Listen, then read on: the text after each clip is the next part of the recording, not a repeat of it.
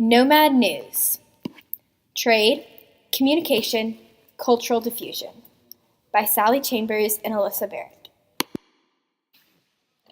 Historian Martha Roberts has revised the views on nomads by changing the stereotypes of barbaric savages. Roberts has done much research on nomadic people's trade. Although the Seljuk and the Ottoman Turks battled with the Byzantine Empire commonly, they also engaged in a lot of trade with them. Roberts also acknowledges that the Mamluks engaged in trade with the Mongols. She also states that the Huns and Xiongnu traded and not only warred with the many Chinese civilizations throughout the years. She concludes that even though the nomadic people did engage in stereotypical warring activities, they also engaged in much cross-cultural trade. This past week, I've talked with John Miller about the evolving views on nomadic people in the post-classical era. Miller specializes in communication between different nomadic tribes. Nomads were the most open-minded of their time, which allowed them to have relations with other civilizations such as China and Persia. These key relationships allowed for the Mongols and Turks to expand communication between the East and West. Communication increased due to the restoration and expansion of the Silk Roads throughout China. Both Mongols, Turks, and Xiongnu were able to expand their communication base through long-distance trading. Recently, historian Sadie Black has changed her view on nomadic people during the post-classical era. Nomadic people were first thought to be a kind of their own and not be similar to any other cultures. But recently, it has been noted that much cultural diffusion has taken place between the nomads and other civilizations. The Turks adopted many traditions from the Middle Eastern civilizations, states Black. She also talked about how the Yuan dynasty in China used the existing political structure in China. Other civilizations also adopted their ways. For example, Chinese horses, says Black. The cultural diffusion involving nomadic people that occurred during the post-classical era greatly contributed to the overall culture of the world.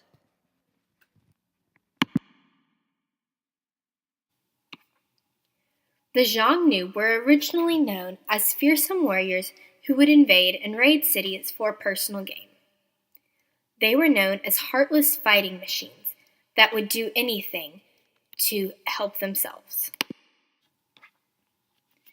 It has now been accepted that the Xiongnu were leaders in cross-cultural trade and cultural diffusion. They also focused mainly on their herds, and fighting was not their only accomplishment. The Mongols were first thought to be only barbaric savages who were fearsome warriors and were willing to give up anything in battle. They were known for their superior archery and equestrian skills that were always flaunted on the battlefield. The Mongols are now thought of more as a calmer pastoralist tribe who spent a lot of time tending to their horses and other herds.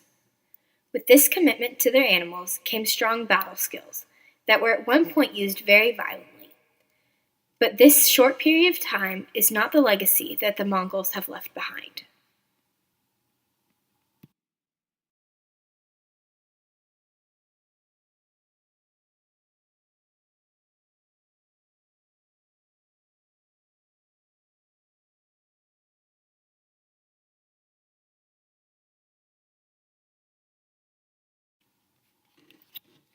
On the contrary, it is now believed that the Huns did bother China from time to time, but were also a big part of the Silk Roads.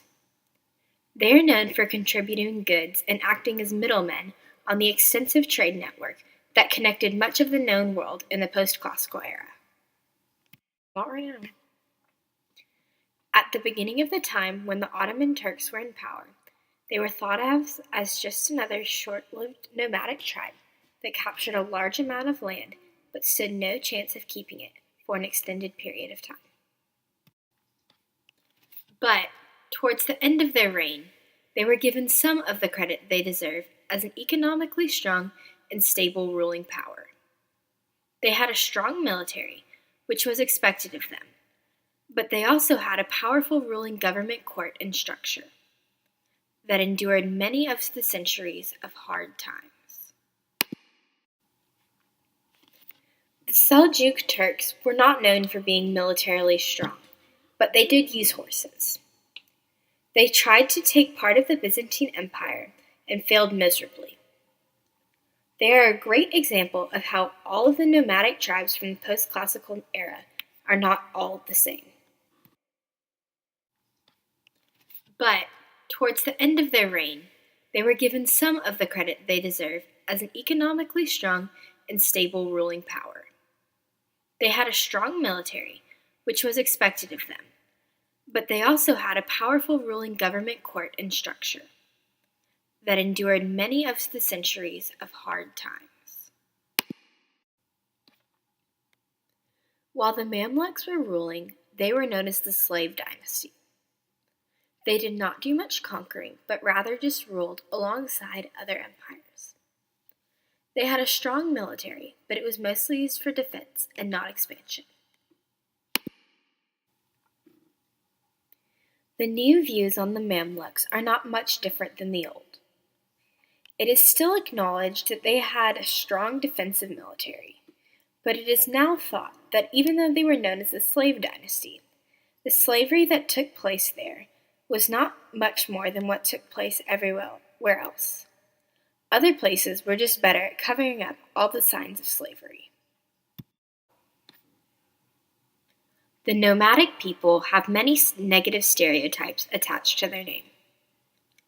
Although some of the received ideas are accurate, in many cases there were more to the nomads than that many people just overlooked and labeled them as savage fighting machines. The cliché idea of the nomadic people is one that describes them as pastoralist herders that had prized horses and strong archery skills. And because of these strong skills, they were powerful on the battlefield. In most cases, this is true about the nomads, but in other cases, this is very false. The new view on the nomadic people is that they were people who are all very different. Some of them flourished economically, while others became strong rulers of much of Eurasia. Others remained very militarily strong, but some even remained mostly herders. Others became raiders, and some transformed into merchants.